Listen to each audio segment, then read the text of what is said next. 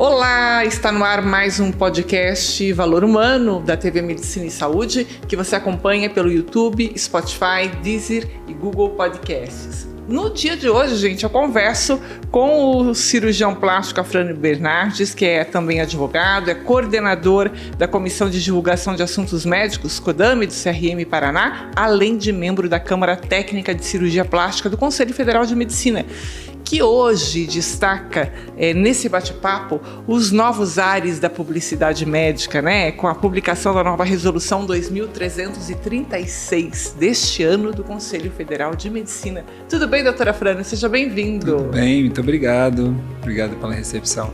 Que bom. Doutora Afrânio, quais são, antes da gente entrar no mérito dessas mudanças, quais são exatamente as atribuições do CODAME dentro dos conselhos médicos e como isso impacta o trabalho dos profissionais da medicina no âmbito da comunicação? Você sabe que isso é tão importante que no próprio texto da resolução, ele traz as especificações e traz as competências do CODAME.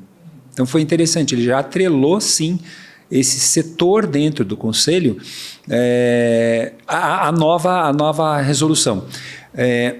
O CODAME, na verdade, ele é um setor de orientação. Tá? Ele não tem nenhuma competência judicante. Então, ele orienta os médicos, principalmente, né? Pode também responder o público leigo, mas orienta os médicos de como fazer a publicidade, ou se tem excessos, ele também vai lá e regula e orienta.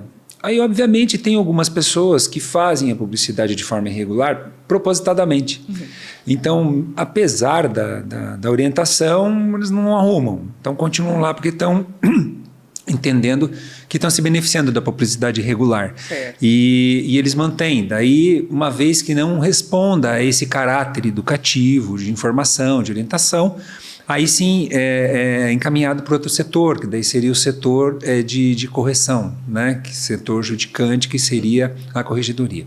Certo. Bom, essa resolução do Conselho Federal de Medicina sobre publicidade médica de 2011, né, ela é bastante restritiva. Ela era bastante restritiva. Muito, depois teve a de 2015 também, né? Mas de lá para cá o mundo mudou muito, né? Não só do ponto de vista comportamental, mas se a gente for ver o mundo virtual, né? A evolução, a forma como ele evoluiu é incrível. Você considera que as atualizações dessas normas atuais acompanham essas mudanças? Como foi o processo de elaboração? Por que o Conselho Federal de Medicina, com relação à publicidade médica, mudou seu posicionamento restritivo? O que aconteceu nesse tempo aí, doutora? Ótima reflexão essa tua. O histórico dessa resolução começou em 2020. Em 2020, eles começaram a fazer um chamamento de todas as áreas envolvidas na publicidade médica para se manifestar sobre publicidade. O relator, coincidentemente, o meu relator lá de 2011. Tá? Então, ele chamou para si a responsabilidade de escrever, mas tendo toda essa orientação. O relator, por conta de ter já esse passado, ele tinha uma tendência, talvez, a ser muito mais restrito ou muito mais obediente às poucas normas que tem relacionadas a isso lá do início do século XX. Olha que coisa absurda, o que é trazido em lei, tá? Então, assim, ela foi sendo escrita, eu entendo que de uma forma conservadora. Então, a gente temia que ela viesse muito conservadora. Aí veio a pandemia. E a pandemia realmente ela alavancou costumes, né? A gente mudou completamente a nossa relação de transferência de informação. Verdade. Mudou por completo. Há um ano atrás, essa resolução estava pronta para ser publicada. Mas eu acho que todas essas mudanças vieram como uma avalanche para cima do relator, de quem estava escrevendo, que eles tiveram que rever. Então, eu acho que há um ano atrás existia uma resolução muito restritiva, que era mais ou menos aquilo que você falou, que talvez era o que a gente estava esperando que viesse. Mas nesse último ano, eles falaram, olha, não dá. A coisa vai ter que ser aberta mesmo. E ela vai ter que englobar muitas coisas que vão um pouquinho além da publicidade, porque vai muito relacionar também a comportamento. Tá? Ou seja, eu trazer ao público um comportamento, tá? Então, e ela veio, assim, foi uma surpresa, foi uma grande surpresa o quanto ela veio aberta, o quanto ela permite a forma do médico e das atividades médicas poderem se mostrar para o público. Ela veio realmente, eu acho que ela veio corajosa, tá? E aberta. Né? Então, e outra, que eu achei maravilhoso, ela favorece muito os médicos éticos, os médicos de boa fé, os médicos bem intencionados. Porque eles estavam completamente... Fizeram tudo certinho, tudo certo, né? Tudo certo. Era como se tivesse ali num local uma restrição de velocidade no trânsito muito absurda. E aqueles que obedecem passavam ali devagarzinho, e a maioria ia passando aumentado, entendeu? Então é como se tivesse tido um ajuste para que ela pudesse dar espaço para as pessoas que fazem tudo certo. Antes de eu fazer a próxima pergunta, eu quero só esclarecer para quem está ouvindo a gente, para quem está vendo a gente, assim, olha, você que está acostumado a ver nas redes sociais, principalmente Instagram, TikTok, enfim, muito conteúdo da área da saúde, principalmente da área médica, e vocês veem coisas, às vezes, assim, até um pouco chocantes, sensacionalistas, né? Talvez você não saiba que existe toda uma normativa que regula isso, né? Nós estamos falando aqui da publicidade médica, né? A gente começou a conversa e para muita gente, talvez, a palavra CODAME, Conselho Federal de Medicina, não faça muito sentido quando a gente fala em publicidade médica. Mas existe uma normativa que rege toda a publicidade médica. E até então ela era muito restritiva. E esse ano, então, né, houve essa grande mudança na legislação. O doutor Afrano é especialista no assunto, é coordenador, é conselheiro da CODAME, né, desse órgão, e está aqui para falar justamente sobre essas mudanças. Gente, que para o meio médico tem um impacto incrível. É sobre isso que a gente está falando. Ô, doutor Afrano, quais mudanças, assim... Quais principais mudanças o senhor destacaria, as mais expressivas, talvez, nessas mudanças das regras de 2023? Bom, agora o médico ele pode mostrar o trabalho dele.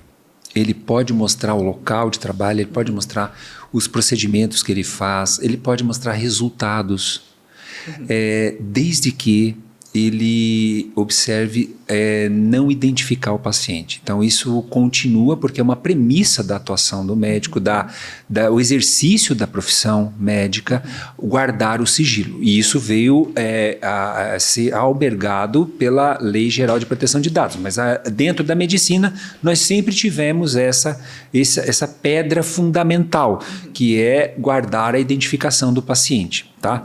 Mas agora ele pode mostrar mais do seu dia a dia, pode mostrar mais as coisas que faz. Permitiu também que o médico possa fazer publicação, propaganda de atividade empresarial da área médica. Isso é muito bacana, desde que não seja uma área que tenha conflito com o exercício da especialidade dele. Então, eu não posso ter uma atividade empresarial e eu fazer publicação dessa atividade empresarial que tenha conflito com o meu exercício de medicina, porque aí extrapolaria o objetivo de eu oferecer para o paciente o melhor, né? Então, o que eu ofereço para o paciente sendo melhor não pode ser o que é melhor para mim, tem que ser melhor para o paciente. Tá? Então, isso é uma coisa bacana. Outra coisa muito legal que veio nessa resolução é a oportunização para o médico publicar condições que ele considere precárias de atuar em determinados ambientes e determinadas condições. Desde que ele não ofenda as pessoas, não ofenda o local, mas ele pode mostrar condições que ele considere não sendo condições ideais ou minimamente ideais para o exercício da medicina. Que mais? O médico poder mostrar toda a equipe, o local de trabalho, equipamentos que ele tenha, porque a gente sabe que a medicina está muito atrelada à tecnologia e equipamentos. E os equipamentos utilizados na área médica, eles têm um valor muito grande. Aí outros profissionais, não médicos, investem em equipamentos que dizem que fazem a mesma coisa, mas custa, assim, 10 vezes menos, né? E o médico sempre faz um investimento nos equipamentos muito mais caros, né? De valor agregado muito maior. Ele não podia mostrar isso. Então, hoje ele pode mostrar isso, tá? que mais? Os médicos que não são especialistas. Isso bem bacana também. Porque o médico que não tem uma especialidade, ele não pode mostrar para a sociedade civil alguma coisa que induza esta sociedade civil a entender que ele é especialista sem ele não ter. É como se ele estivesse induzindo, ele estivesse enganando as pessoas de que ele tem uma especialidade não tendo. Tá? Isso gera uma frustração muito grande no paciente, porque quando ele vai buscar um médico imaginando que ele tem especialidade e depois descobre que não tem, já causa uma quebra na relação extremamente importante.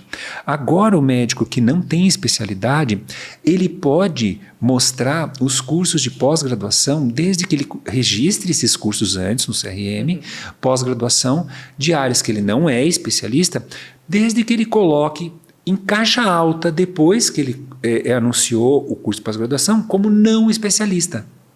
Então, permite que agora ele possa mostrar pelo menos aquele investimento em conhecimento que ele teve e que ele não é especialista, mas ele é uma pessoa afeita à área, e tanto é a área que ele atua, porque o médico pode atuar.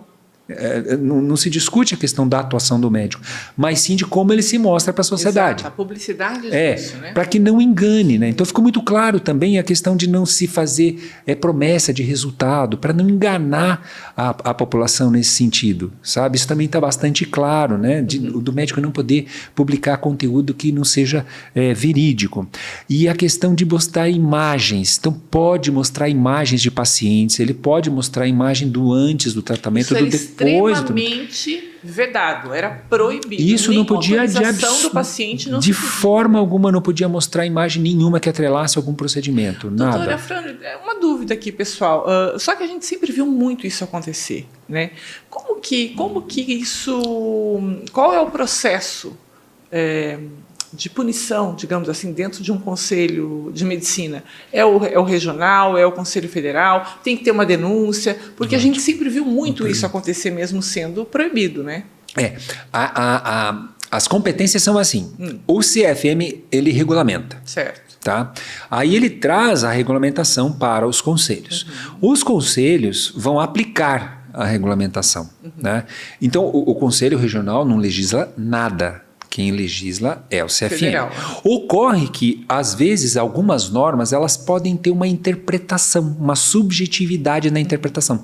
E aí, cada regional, com a sua moral, com seus costumes, com as crenças, ela pode julgar com alguma característica própria. Então tem uma certa subjetividade, tem uma certa liberalidade de cada regional entender o que é uma coisa, o que é outra, porque as normas não são absolutamente fechadas, elas são às vezes um pouco abertas, e aí permite para que esses conselhos, ou os conselheiros, ou quem está lá na gestão naquele momento, aquela gestão, ela entende de determinada forma. Então, claro, algumas coisas estão bem estabelecidas. Né? Então, algumas coisas elas estão ali. Você tem que fazer desse jeito. Não pode ser desse jeito. Você tem um direito, tem dever, tem permissão e tem a vedação. Certo. Tá? E quem fizer então, tem punição. E daí teria. Tá? Mas assim, o conselho ele é bom nesse sentido. Por quê? Porque tem várias etapas para o doutor se adequar. Então vai ter lá uma etapa de sindicância que ele pode se adequar ali, acabou. Morre ali, não vai para o processo. Uma notificação, digamos assim. Foi uma notificação, certo. Exatamente, um esclarecimento. A outra etapa é, uma vez ele não obedecendo às normas, aí abre-se um processo. E ao longo do bojo do processo, ele tem toda a oportunidade também de regular e corrigir essa publicidade. Ele só vai ser condenado se ele fez algo bastante assim, reprovável, né? Ou também se ele não teve um entendimento de mudar a conduta. Né? E daí vai ter a apenação. Né? Mas tem todo esse processo, o próprio setor do CODAME, ele é muito educativo, é de orientação, então tem infinitas oportunidades. Mas a gente sabe, infelizmente, em todos os meios nós temos pessoas de boa fé, felizmente na área médica é o que predomina, e as pessoas de má fé. E essas pessoas de má fé, elas estabelecem uma relação com a sociedade que é uma relação que é de benefício próprio. Então, é como se fosse uma sedução, seduz as pessoas e elas não compreendem, não percebem que elas estão sendo atraídas de uma forma não ética. Agora, com a nova resolução, que permite muita coisa, assim, com alguns limites atrelados a fundamentos da ciência médica, tá? Mas permite muita coisa, eu acho que agora a sociedade civil ela vai poder comparar a publicidade, a exposição de um médico que não tem critério ético daquele que tem critério ético. Então eu acho que vai ser um grande aprendizado para toda a sociedade, para poder separar o bom do mal, entendeu? O joio do trigo. Então eu acho que vai ser um grande avanço nesse sentido. A balança da publicidade ficou equiparada. Agora tem armas parecidas. E mais, não só dentro da área médica, mas também em relação às outras profissões não médicas, porque eles sempre foram muito mais permissivos. O que você falou é absolutamente verdade. As normas na medicina são muito restritivas em relação aos outros, obviamente, provavelmente pela grande responsabilidade que o médico tem. Né? Outros atuam na área da saúde, mas talvez não tenham o grau, o nível de responsabilidade que um médico tem. Então era muito restritivo. E agora não. Então eu acho que agora tem mais equiparação. Eu acho que tem mais isonomia, sabe? Para você poder mostrar o seu trabalho, o seu serviço. Perfeito. Doutora Frânio, algo bastante mencionado por profissionais da medicina, principalmente aqueles que atuam em procedimentos com resultados mais aparentes, é a possibilidade de realizar publicações comparativas, o famoso antes e depois. Né? Ele está permitido agora? Quais os cuidados recomendados pelo Conselho Federal nesse caso? Esse é o assunto que eu acho que mais fervilha. Antes e depois, né? Todo mundo, exatamente. Para ver se se a pessoa consegue encaixar a situação dela em alguma situação mais palpável. Isso. Tá? Esse foi realmente o grande avanço. Foi o grande avanço. Quando agora o médico pode mostrar os resultados dele através de imagens. Mas a gente sabe que na medicina, e na verdade em tudo, mas principalmente na medicina, a gente não tem só sucesso.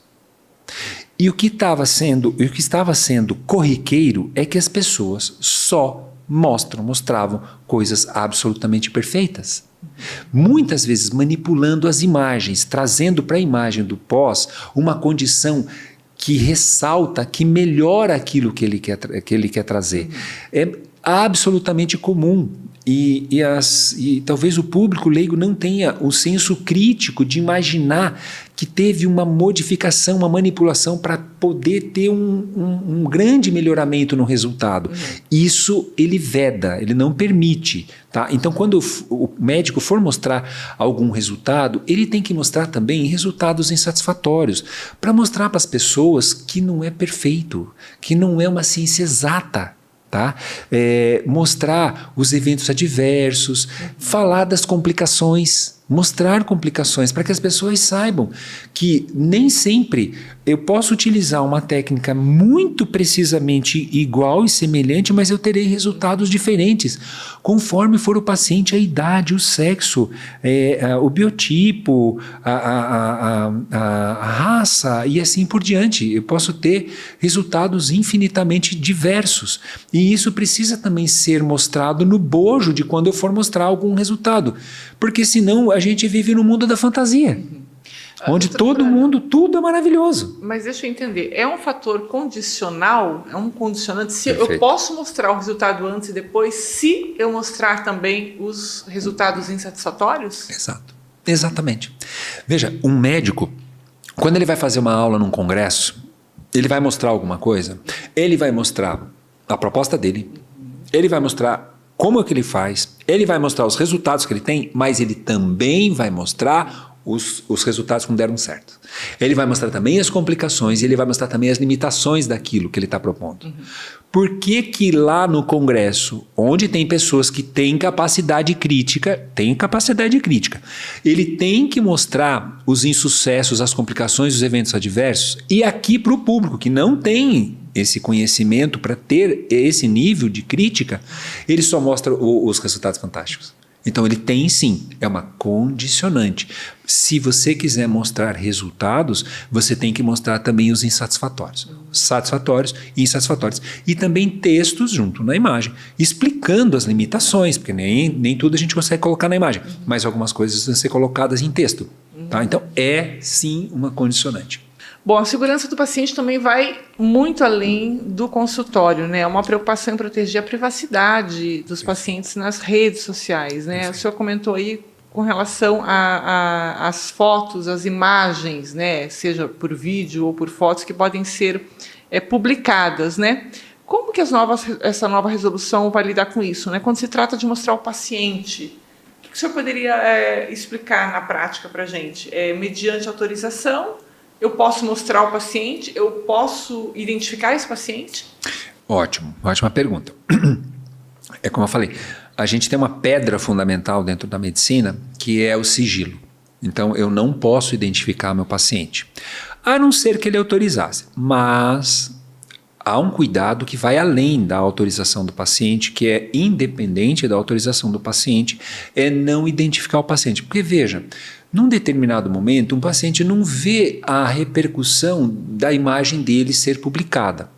Agora, você imagina uma coisa, se eu publico, um paciente me permitiu que eu publicasse uma imagem dele e atrelar a imagem dele a um tratamento médico comigo. Tá. Aí ele autorizou, beleza, mas ele não dimensionou. Passou um ano, aquilo, sei lá, viralizou. E aquilo está trazendo um constrangimento para esse paciente. Entendeu? E ele não quer. E toda essa exposição que ele teve, por algum motivo, a gente sabe que às vezes a coisa viraliza do nada, a gente não entende muito bem. E tem essa capacidade, porque é ilimitado o alcance dos meios que a gente tem hoje. Né? Então, aquilo pode gerar uma exibição, uma exposição que talvez não seja o que ele queira. Então, a gente tem que ter, sim, esse cuidado. Não pode identificar o paciente ou tornar aquela imagem identificável de algum paciente. Então, dá para fazer, posso demonstrar algum procedimento no rosto, desde que eu tome cuidado de esconder elementos anatômicos que possam trazer a identificação daquele paciente. Tá? Então, não pode realmente identificar o paciente. Diferentemente de, por exemplo, se o paciente ele produz uma peça publicitária, publica na rede social dele, ele marca o médico, tá? E o médico reposta, mas daí foi uma autorização expressa. Quem gerou a peça publicitária foi o paciente. Quem buscou a exposição foi ele. Ele teve o ânimos, ele teve a proatividade de ir lá e fazer a coisa. Diferente de eu, enquanto médico, produzir uma imagem que envolva um outro, que envolva a identidade do outro. Não pode de forma nenhuma. Se, por exemplo, hoje um ortopedista pode fazer isso, olha que bacana. Ele pega uma fratura, onde há um desvio de uma perna, uma fratura, ele conta a história e ele mostra o resultado. Ele tem que esconder a identificação daquele paciente de qualquer forma. E mais, uma vez que ele mostrou o resultado, bacana, ele pode mostrar o resultado com uma semana, e aí, na condicionante de mostrar resultados, imagens, tem que mostrar evolução também. Porque nem sempre um resultado imediato, ele é um resultado que vai se manter ao longo do tempo. Pode ser que ele se modifique. Então esse doutor, ele também tem que mostrar como é que vai ser daqui a 1 ano, daqui a 2 anos. Se aquele resultado dele, que é um resultado sedutor agora, lá talvez não seja tão sedutor, e mostre o quê? Que tem outros fatores que vão além da atuação do doutor, que também vão influenciar no resultado. E assim a gente traz para a realidade. A gente precisa trazer mais para a realidade, sair do campo da fantasia. Porque hoje, como está, é tudo lindo e maravilhoso. Parece que a gente vive no mundo da fantasia da perfeição. Então essas pessoas, elas ganham uma exposição de serem os perfeitos. Né? Mas na medicina não é assim, a realidade é outra. Não é sucesso para sempre, para todos os casos. Ou mostrar um caso que ele tenha feito o mesmo tipo de tratamento e ali ele viu que não conseguiu um alinhamento como ele desejava. Houve uma insuficiência de resultado, um resultado insatisfatório. Mostrar isso também, para que todo mundo para que seja mais transparente. A gente precisa ser mais transparente na demonstração de como é a ciência médica. Perfeito. Eu estou aqui pensando, mas a norma diz que agora é permitido publicar imagem de paciente, né? Mas aí, ao mesmo tempo, diz, mas não pode identificar esse paciente, né? Me desculpe, eu quero destrinchar isso daí, porque eu entendo que eu posso mostrar a foto do paciente, mas aí eu tenho que restringir de alguma forma. Isso. Exatamente. Tem que usar alguns recursos, né? Que você vai borrar o rosto do paciente. Mas isso já era feito antes, né? Então, mas é que isso não estava normatizado.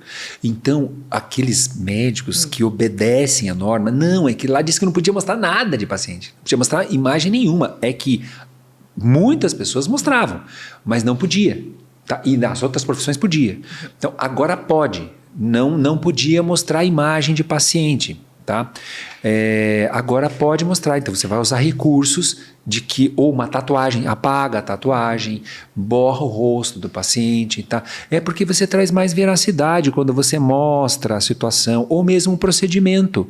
Obviamente, desde que ele não seja sensacionalista, que ele não comprometa o pudor do paciente, né? Que uma criança possa ver aquela imagem, porque a gente não tem restrição de idade nas redes sociais, elas são abertas, uma criança pode ter acesso. Agora e cada uma tem uma regulação, elas mesmas têm uma autorregulação daquilo que seriam imagens sensíveis, né?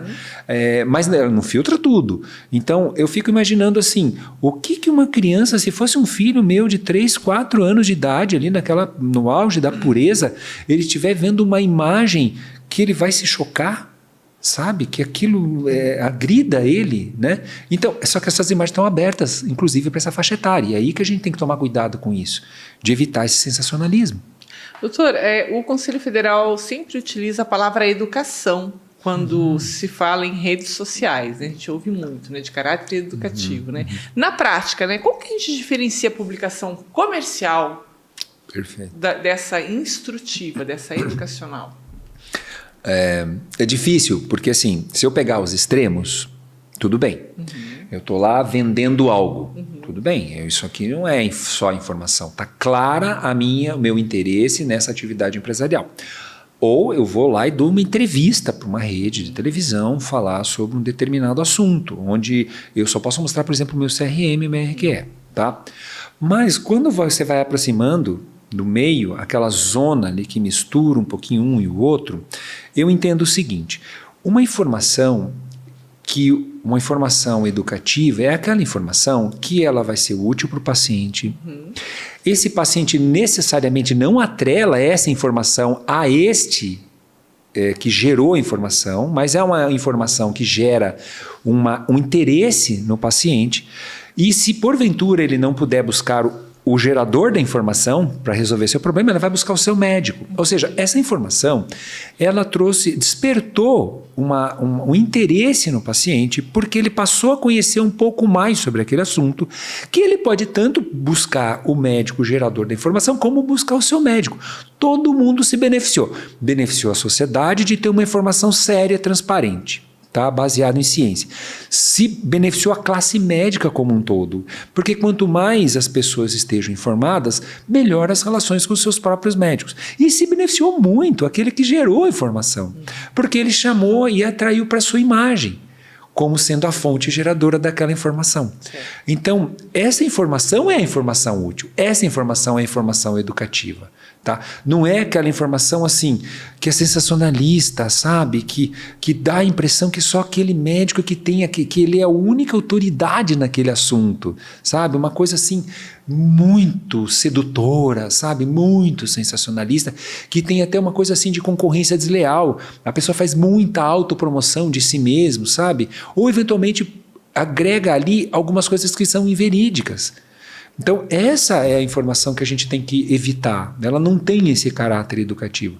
A coisa tem que ser mais leve, mais branda, mais geral, mais ampla para todo mundo, sabe? Que seja de acesso. É como se aquele médico estivesse sendo um tradutor de algo que é um conhecimento científico, e ele traduz isso para o conhecimento do homem médio, a interpretação desse conhecimento científico que ele tinha. Por exemplo, vamos supor, eu lá na época da pandemia, uma coisa que gerou muita dúvida no começo era a diferença entre vírus e bactéria. Porque não era bactéria, era um vírus. Entendeu? Então, e quais são as consequências disso? Então, você já pensou de uma forma bastante lúdica, até uma criança se sentiria beneficiada com essa informação. Então, a gente tem infinitos assuntos que a gente pode trazer assim aberto para a sociedade de uma forma lúdica, de uma forma que as pessoas compreendam, e ela tem sim um grande caráter educativo. Tá? Então, existe sim essa forma, e ela é bem clara.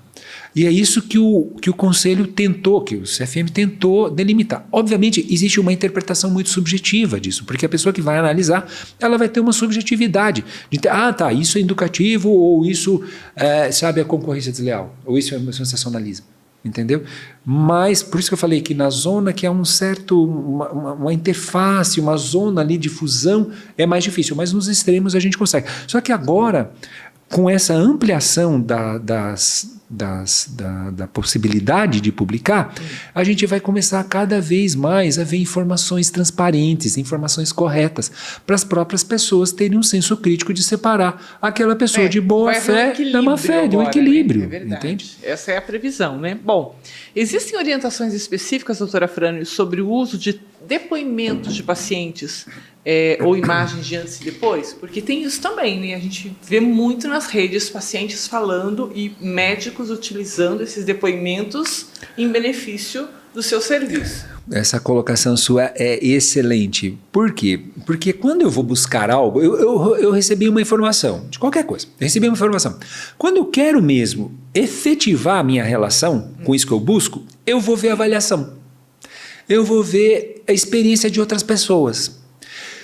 Claro, sempre haverá os extremos. Aquela pessoa que elogia, você fala, eu acho que esse elogio está demais.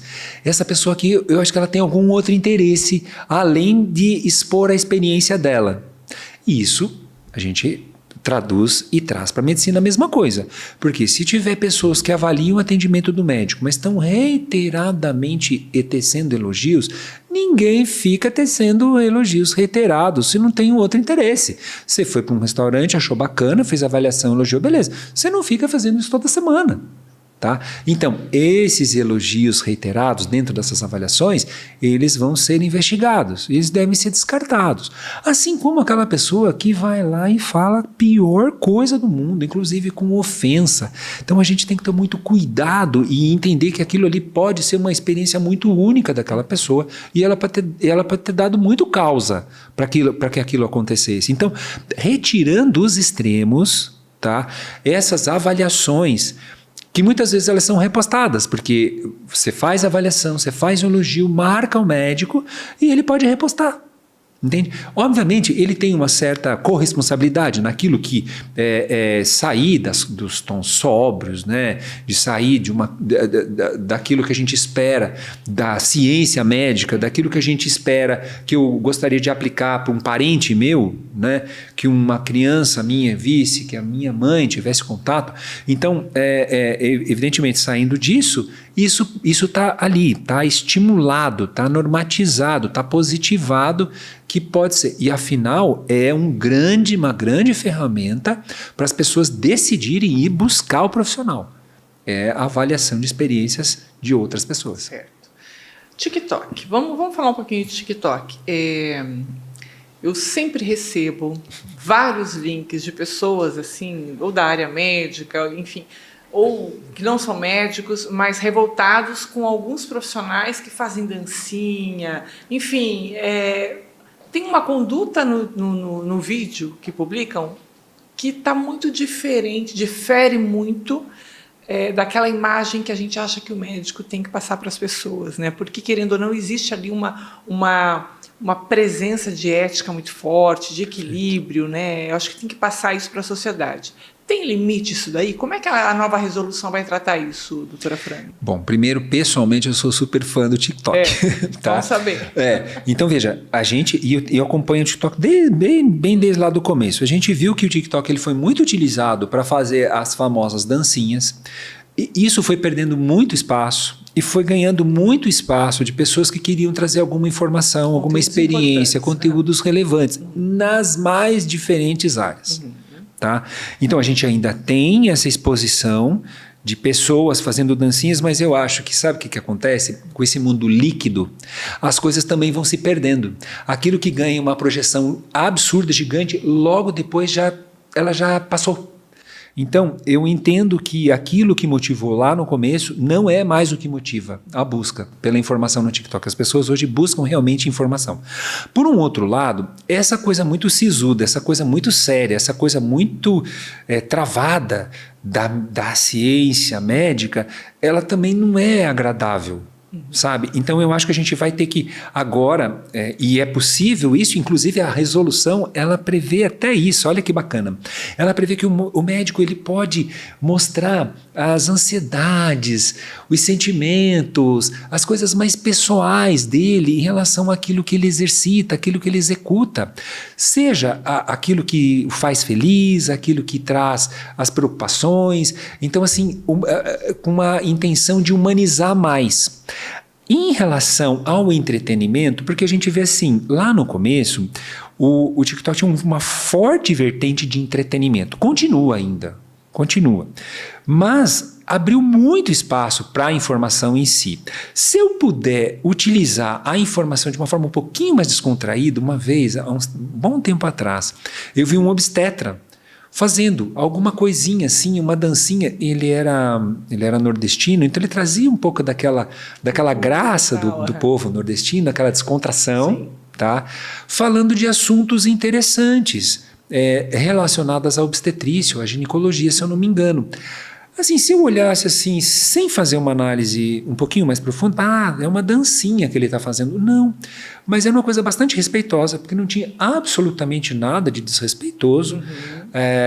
Ele também nem era assim, não era um modelo, né? Mas era uma pessoa bem normal, falando de alguma coisa, mas jogando alguns recursos, porque eles trazem recursos, e aí você utiliza a tua atividade ali para se adaptar a esses recursos. Eu acho que ele, claro, pode ter uma linha tênue entre você, assim, ridicularizar um pouco a medicina, e a gente vê que muito tem acontecido nesse sentido de banalização. Essa minha pergunta foi em relação a isso. E você sabe que tem um outro dado também, que a relação médico-paciente ainda é a relação que guarda o maior nível de confiabilidade. Mas quanto mais ridicularização dela, mais esse índice vai diminuindo. E é uma pena, porque a relação médico-paciente ela tem que estar pautada na confiança. É a coisa mais primordial. Então, tem que haver um certo limite. E outra, tem uma outra coisa também. A gente sabe que tem costumes. Algo que é um pouco mais costumeiro em uma região, o Brasil é muito plural nesse sentido, algo que é muito mais costumeiro em uma região não é tanto em outra. Você vê aqui, vou falar lá de Curitiba, que a gente é de Curitiba. O curitibano não gosta muito de conversar. Ele é muito silencioso. A gente não vê muitas pessoas conversarem. Mas se você vai lá no Rio de Janeiro, nossa, você ouve, as pessoas conversam, falam alto, aquilo é costumeiro para eles. Então, assim, tem isso também que eu acho que vão ser...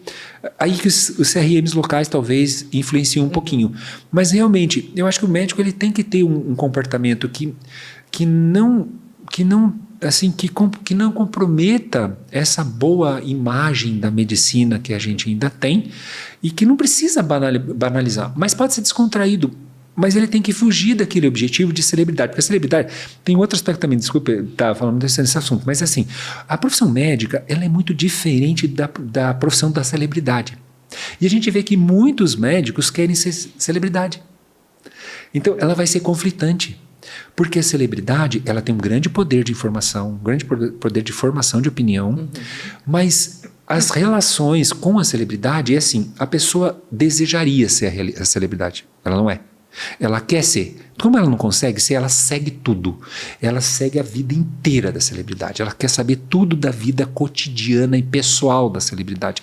Não é isso que deve ser pautada a relação médico-paciente.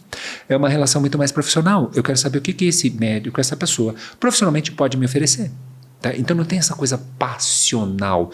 Tanto é que nas celebridades, e o que mais afeta a celebridade, são os haters. Os haters, na verdade, são verdadeiros adoradores daquela celebridade. Não consegue chamar a atenção falando bem, fala mal. Porque ela despende do tempo dela para seguir a celebridade. Se a celebridade não fosse importante para ela, ela não seguiria. Eu queria chegar aí, eu acho que talvez tenha, me corrija se eu estiver errada, um efeito colateral com relação a essa mega exposição médica. Porque quando o médico, o senhor falou que é bacana, agora ele vai poder se mostrar mais, eu acho interessante isso, de uma forma equilibrada, mas eu acho que uma super exposição, talvez, talvez não possa deixá-lo numa situação de vulnerabilidade, interferir no juízo do paciente? Eu acho que é essa talvez a condição que absolutamente. Isso que você está falando é extremamente importante. Quantas celebridades a gente vê caindo em depressão, porque eles não conseguem lidar com o nível de exposição e de fragilização, esse é o termo que se usa agora, que é o termo do cancelamento. Tudo bem, o cara tem lá 50 milhões de seguidores, dos 50 milhões, 50 falam mal dele. Nossa, ele fica extremamente abalado com aquilo. Então, quanto mais exposição, mais fragilização. E principalmente quando a gente acaba expondo muito mais a coisa pessoal. Então, tem que tomar um pouquinho de cuidado com a exposição pessoal, porque vai fragilizar. Enquanto profissional, tudo bem, você está num campo de debate, coisa e tal, mas é uma relação profissional, eu busco um profissional. Agora, quando eu começo a atrelar essa relação, características da relação fã-celebridade, ela é bastante perigosa. Ela é bastante perigosa, e daí não sei se a pessoa vai conseguir dar conta disso. E mais, né? A celebridade, ela tem que estar publicando o tempo todo ela tem que estar postando algo. É uma obrigação. Então a gente vê várias pessoas nessas redes sociais aí, elas até reclamam, poxa gente, ontem eu não estava com vontade de mostrar nada, não sei o que, sabe? Então assim, tem um compromisso de mostrar. Vai comprometer a atividade. Uma pressão muito grande. Então, ele vai deixar de ser médico para ser profissional do entretenimento. E o paciente percebe isso, né? Vai perceber. O médico que fica muito tempo na rede social, será que ele é tão bom médico assim? Como é que ele atende a demanda dele? Qual é o tempo que ele tem para o paciente? Eu vou te dar números. Eu tenho várias pessoas que eu pego como cases, tá? Então tem lá um fulano lá que eu acompanho desde 2019. Ele é muito profissional naquilo que ele faz. E é super interessante, porque desde 2019 ele vem crescendo significativamente o número de seguidores dele no Instagram. E desde lá ele também veio se aprimorando. Nessa época ele fez mestrado, nessa época ele virou professor, não sei o quê. Uma coisa super bacana, super consistente. Todas as publicações relacionadas à atividade profissional, ele tem uma resposta de engajamento alta, mas bastante alta. Considerada assim bastante alta. Quando ele coloca coisa da vida pessoal dele, ele lá na academia, o engajamento é super baixo, mas muito baixo. Então já demonstrou para ele que o engajamento está relacionado à atividade profissional dele. Certo. Mas mesmo assim ele insiste em eventualmente colocar alguma coisa da vida pessoal. Eu acho que era até desnecessário, porque fragiliza, expõe coisas que são desnecessárias ali naquela relação. É uma relação profissional. Tá? Então, isso que você falou é absolutamente correto. Diferentemente da celebridade. Também seguindo um grande influencer ali.